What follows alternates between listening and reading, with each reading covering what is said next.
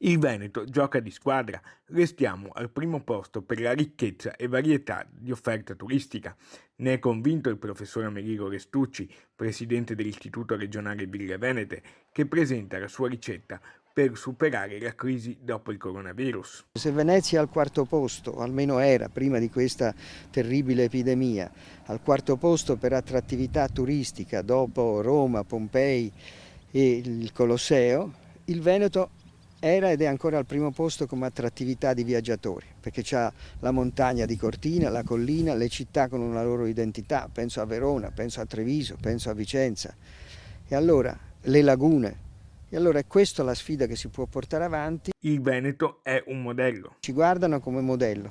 Ed allora c'è una regione che è ben condotta, insomma, e smettiamola con l'uomo solo al comando. Qui c'è una squadra. E, a proposito di squadra, Io ho coordinato un gruppo di lavoro per 2 anni per portare avanti la candidatura delle colline di Conegliano e Valdobbiadene come sito UNESCO.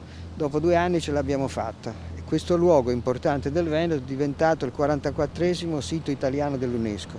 Non c'era un solo uomo al comando, c'era una squadra. Ho visto i veneti che lavorano, quindi questa identità io credo possa giovare a creare un intreccio tra il territorio veneto, il suo paesaggio, i suoi contenuti economici e culturali e la città Venezia.